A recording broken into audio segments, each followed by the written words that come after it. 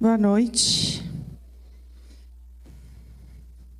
Sou uma filha amada de Deus, vencendo a orfandade, a rejeição, a depressão, o perfeccionismo, a ira e a compulsão. Meu nome é Débora. Meu nascimento foi planejado por meus pais. Logo que se casaram, já quiseram começar a ter filhos, pois minha mãe se casou com 30 anos e meu pai queria ter uma família grande.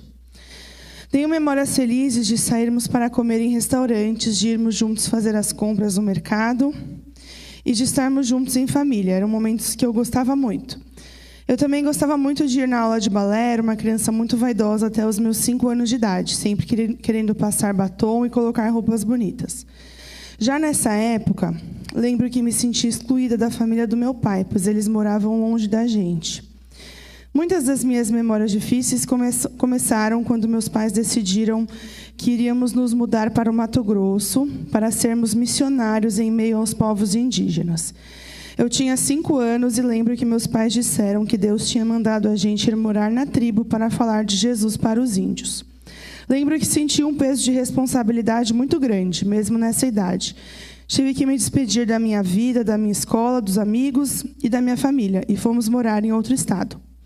Lembro de estar bem apreensiva nessa viagem para o Mato Grosso e ficar pensando em como seria.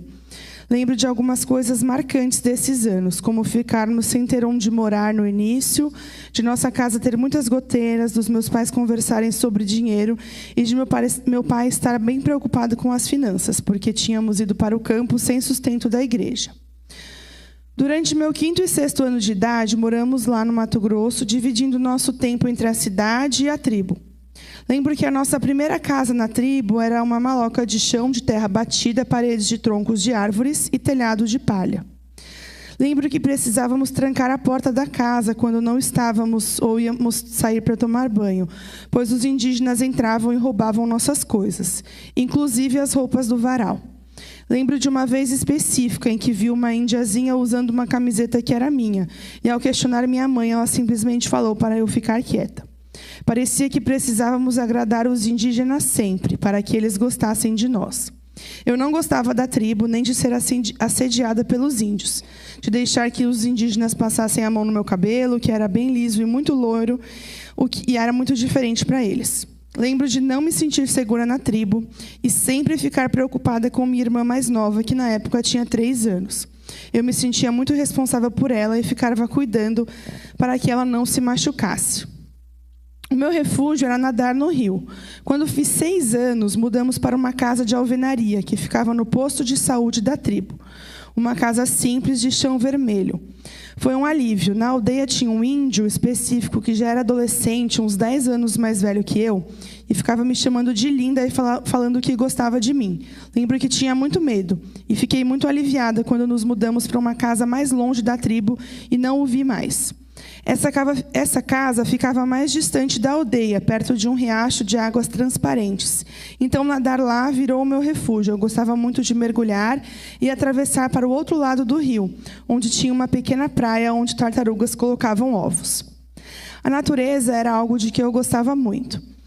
Durante esse ano, fui para a 1ª série e passávamos um mês na tribo e um mês na cidade para eu ir para a escola. Lembro que tive muita dificuldade em matemática nessa época, pois a minha mãe explicava de um jeito diferente da professora, e quando eu voltava para a escola, ficava deslocada, pois não conseguia fazer amigos, já que passava metade do tempo fora. Fiquei também com dificuldade de acompanhar a turma, mas lembro que não queria contar para a professora. Então, fingia estar entendendo tudo e fazia um esforço sozinha para compreender a matéria. Ao final desse ano, descobriram que meu pai era pastor e fomos expulsos do Parque Nacional do Xingu. Lembro que meu pai foi sequestrado pelos índios e minha mãe ter ficado muito aflita até de madrugada, procurando saber o que tinha acontecido com ele. Alguém o avistou passando de canoa no rio com os índios em direção a uma outra tribo e a avisou. No dia seguinte, ele foi libertado e voltou para casa. Nos mudamos de volta para Ribeirão, mas não pudemos trazer o nosso cachorro, Black. Foi um dia muito triste, mas eu lembro que precisei ser forte por causa da minha irmã, pois não queria que ela chorasse e ela estava muito emocionada. Minha adaptação de volta para cá foi difícil no começo, pois minha mãe demorou muito para providenciar meu uniforme escolar. E eu me senti excluída por demorar tanto para ter o uniforme como as outras crianças, já que era uma escola particular. Permaneci na mesma escola até a 6ª série. Gostava de estudar e me destacava como boa aluna, mas sofria preconceito por ser evangélica, pois meus pais não deixavam que eu ouvisse música secular ou que assistisse vários desenhos e programas infantis, de modo que eu não conseguia participar de muitas das conversas das minhas amigas. Quando eu tinha 8 anos, meu irmão mais novo nasceu. E lembro que eu tinha um sentimento de cuidado por ele muito grande. Durante toda a infância e adolescência dele, eu me portava como uma segunda mãe, cuidando dele, levando-os para os lugares, ajudando-o na escola. Meu relacionamento com os meus irmãos foi, então, um misto desse lugar de irmã e mãe. Meu pai sempre fez questão que tirássemos boas notas. Lembro que uma vez eu tirei 8 e ele disse que não era uma boa nota, que eu podia tirar 9 ou 10. Passei, então, a esconder minhas notas dos meus pais. Não falava quais notas tirava, mesmo que fossem boas. Comecei a pensar que não podia confiar nos meus pais, pois eles estavam sempre me corrigindo, querendo que eu mudasse meu comportamento, meu corpo, minhas notas. Quando eu fiz 11 anos, comecei a engordar e lembro que meu pai disse que eu tinha que emagrecer. Então, começamos a ir a pé para a escola, que ficava a 30 minutos da minha casa. Lembro que quando ele me deu essa sugestão, eu fiquei empolgada, porque seria uma oportunidade de passar tempo com ele, que ficava pouco em casa e passava pouco tempo comigo. Meu pai sempre foi muito preocupado em me fazer emagrecer, sempre tecendo comentários e me sugerindo diversas dietas. Eu comecei, então, a comer escondido. Na verdade, eu sentia que não era aceita verdadeiramente na minha família, mas eu precisava editar o meu comportamento e as ações para ser amada e aceita. Então, passei a ser cada vez mais privada, me mantendo no meu mundo particular. Minha mãe era preocupada que eu tinha que dar bom testemunho onde eu andava e ficava de olho nas minhas atitudes, amizades, o que eu ouvia ou lia, e me pressionava muito. Eu tinha medo dela porque ela era muito brava. Meus pais saíam quase toda noite, fazendo visitas para os membros da igreja, e eu via o meu pai muito pouco, pois ele trabalhava o dia todo e depois à noite ia fazer os discipulados e visitas. Fui então criada pelas empregadas e pela minha avó. Na adolescência, meu relacionamento com a minha mãe ficou muito difícil. Ela não sabia lidar com as minhas variações de humor e ficava descontrolada frequentemente. Tive dificuldades em fazer amigos. Não tinha amigos na igreja, tinha medo e vergonha das pessoas, mas mascarava esse sentimento sendo metida e inacessível. Eu não conseguia me encaixar em nenhum lugar. Não me encaixava com as pessoas da igreja, que eram muito diferentes de mim e de outra realidade social. Não me encaixava na escola, porque eu era crente, muito diferente deles. Não me encaixava com os parentes do meu pai, pois eles eram muito ricos. E não me encaixava na minha própria família, eu pensava, pois os meus pais eram muito exigentes.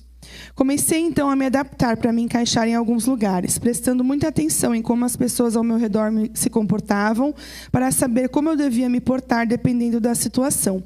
Mas jamais senti que era plenamente aceita e amada em nenhum lugar. Meus irmãos eram as únicas pessoas com as quais eu me sentia conectada de verdade, e éramos muito próximos e cuidávamos uns dos outros. Essa questão de ter um grupo para pertencer foi uma grande questão para mim nesse tempo.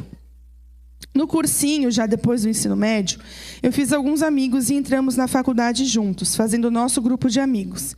Esses anos da faculdade foram muito bons em termos de amizades. Consegui desenvolver alguns relacionamentos significativos nesse tempo. A questão do meu peso continuou sendo um problema para mim durante todos esses anos, tendo feito diversas dietas, perdendo peso e ganhando tudo depois. Passei por isso diversas vezes. Nesse tempo, senti um chamado de Deus para me dedicar ao ministério e lutei contra isso. Mas no 3º ano de faculdade, me senti muito perdida e vi que precisava tomar uma decisão. Decidi, então, me dedicar a Deus no final do 3º ano e tive uma grande mudança na forma de viver. Ao terminar a faculdade, comecei a trabalhar como advogada, esperando o tempo de ir para o seminário, o que aconteceu 2 anos depois. Fui, então, morar na Austrália para estudar. Lembro que essa ruptura com a minha família foi muito difícil. Nas minhas 2 primeiras semanas lá, eu me sentia muito sozinha e chorava frequentemente. Aos poucos, fui fazendo amizades e me sentindo melhor. Na verdade, fui muito feliz nesses 3 anos que passei lá morando fora. Fiz muitos amigos e senti que pertencia de fato àquela comunidade. Embora com pessoas de países diferentes, sentia que eram pessoas semelhantes a mim, seja na forma de viver e no propósito de vida. Consegui emagrecer um pouco nesses anos e minha saúde estava indo bem. Depois, ao conversar com a minha irmã, que é psicóloga, descobri que eu me dava tão bem naquele lugar por ser uma criança de terceira cultura, ou seja, que tinha passado anos formativos da minha infância fora da minha cultura de origem, já que tínhamos sido missionários. Quando terminou o meu período na Austrália, eu voltei para o Brasil e passei um tempo muito difícil de choque cultural reverso. Me senti extremamente sozinha e incompreendida e com muitos pesos para carregar, pois me senti responsável pelo ministério dos meus pais. Comecei a fazer terapia 1 ano depois de ter retornado, pois estava muito nervosa com tudo e com todos, brigando frequentemente com as pessoas ao meu redor. Entendi nesse tempo que a minha válvula de escape era a ira. Percebi também que tinha muitas questões não resolvidas relacionadas ao meu passado, em especial aos meus pais e ao período em que fomos missionários na aldeia. Passei a entender que tinha que admitir que não consigo fazer tudo sozinha e que preciso das pessoas. Busquei compreender meus pais e entender as dores deles e o porquê deles terem tomado algumas decisões. Entendi que eles também são filhos, que fizeram o melhor que podiam e me deram o que eles tinham recebido. Tive contato com o 30 Semanas no grupo aqui na igreja e comecei a perceber algumas questões que ainda estavam presentes no meu emocional, em especial em como eu via a Deus. No final do processo do 30 Semanas, compreendi que eu via a Deus como um chefe, alguém a ser agradado e obedecido. Passei por um processo de admitir que preciso de cura em meu relacionamento com Deus. E com a ajuda do meu grupo, entendi que preciso ser grata pelo que Deus fez, porque Ele fez muitas coisas maravilhosas na minha vida. O processo de escrever as minhas memórias foi muito importante para retornar às questões do passado e compreender a razão de alguns dos meus comportamentos. Pude entender muito de quem eu sou e deixar que o Pai iluminasse os cantos escondidos em mim, passando a um relacionamento de confiança com Deus, sabendo que Ele cuida de mim em todos os momentos e sabe o que é melhor para a minha vida. Hoje posso dizer que o meu relacionamento com Deus tem sido curado e restaurado cada vez mais e posso dizer com convicção que sou uma filha amada de Deus. Ainda estou nesse processo de cura e creio que aquele que começou a boa obra em mim vai completá-la até o final. Obrigada pelo silêncio de vocês.